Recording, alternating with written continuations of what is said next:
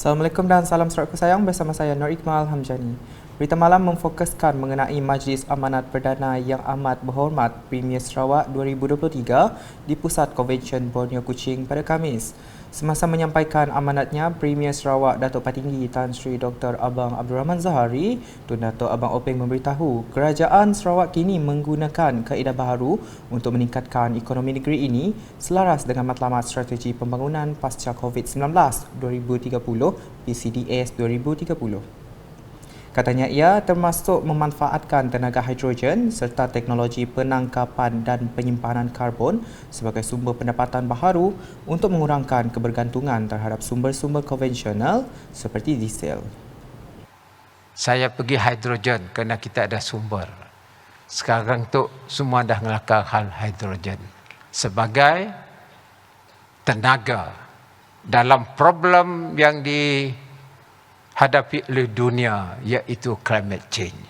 The latest data on ocean warming. Dia kata kepanasan dan heat di lautan, excess heat is absorbed by the ocean. Up to the extent of the water layer has changed. And that happens, fish will be depopulated.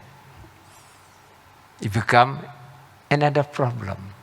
And then Tegas beliau, langkah-langkah ekonomi baru yang diambil kerajaan Sarawak ini turut membolehkan isu perubahan iklim ditangani.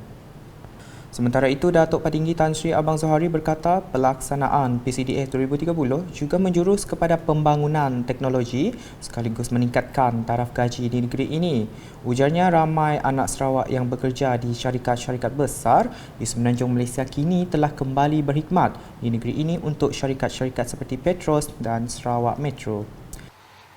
bermakna kalau we have this strategic development plan that use technology and therefore the income, the salary will be high. That will give space for them to get better salary. Turut hadir Timbalan Premier Sarawak, Datuk Ahmad Douglas Ugat Embas, Datuk Sri Profesor Dr. Sim Kuhian, Barisan Menteri Persekutuan dan Menteri Sarawak, Setiausaha Kerajaan Sarawak, Datuk Amar Muhammad Abu Bakar Marzuki, bekas Timbalan Ketua Menteri Sarawak, Datuk Patinggi Tan Sri Dr. George Chan Hong Nam, Barisan Ahli Parlimen dan Ahli Dewan Undangan Negeri Adun, Ketua-Ketua Jawatan serta Difti Kehormat yang lain. Terdahulu, Datuk Amar Douglas Ugah dalam ucapannya berkata masa depan Sarawak terus cerah hasil kestabilan politik dan pembangunan pesat di bawah kerajaan Gabungan Parti Sarawak GPS pimpinan Datuk Patinggi Tan Sri Abang Zahari. Beliau mengimbau kembali pada tahun 2017 di mana Premier Sarawak menyatakan visinya untuk membangunkan dan mengubah Sarawak menjadi negeri maju di Malaysia menjelang 2030. On 3 July 2017, Abang Jo had expressed his vision for Sarawak. Here I quote, Lee Kuan Yew transformed Singapore from a swampy and muddy island into what it is today. We, Sarawak, also aspired to uplift and transform Sarawak into an advanced state in Malaysia by 2030. His statement is not just rhetoric. Ada orang madah alio kosong. Yang madah alio kosong, ya alio tidak kosong. It is a pledge. It's not just rhetoric. It's a pledge and a turning point of Abang Jo mission to develop and transform Sarawak into an advanced region in Malaysia by 2030.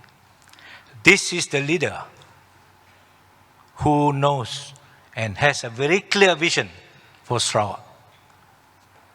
Tambah beliau, antara bukti kejayaan yang telah dicapai semasa kepimpinan Premier Sarawak adalah nilai pendapatan negeri menunjukkan peningkatan yang ketara. Just to give everyone an idea of the accomplishment, attainment of his objective tadi, kalau kita lihat pada tahun 2017, pendapatan revenue Sarawak adalah ringgit Malaysia 6.7 billion.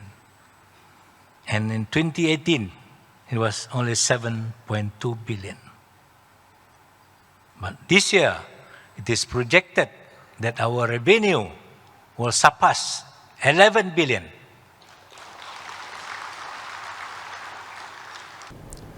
Ke perkembangan di Betong, Timbalan Menteri Pembangunan Wanita, Kanak-kanak dan Kesejahteraan Komuniti Sarawak, Muhammad Razif Sitam berharap komitmen diberikan Perdana Menteri Datuk Seri Anwar Ibrahim terhadap tuntutan Sarawak mengenai Perjanjian Malaysia 1963 MA63 dapat dicapai.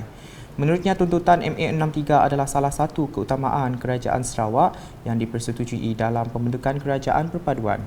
Tegas beliau, Sarawak wajar mendapat peruntukan pembangunan yang lebih besar dari kerajaan pusat selain pengembalian semula autonominya dalam bidang pendidikan dan kesihatan.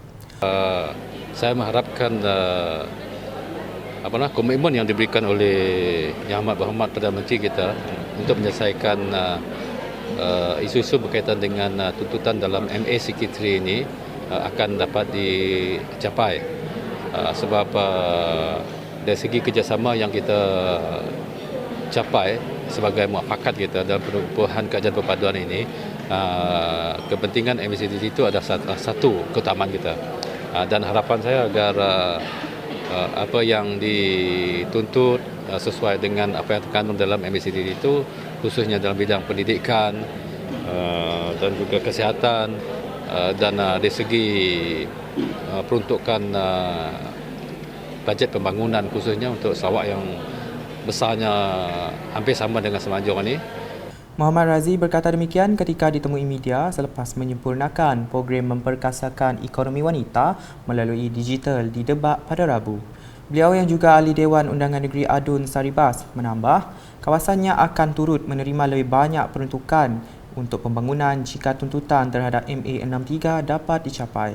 Terdahulu semasa berucap, beliau menyeru pihak Persatuan Ibu Tunggal Sarawak PITSA terus merancangkan inisiatif yang boleh menaikkan sosioekonomi bersifat tahan lama dan bukan hanya berbentuk one-off semata-mata.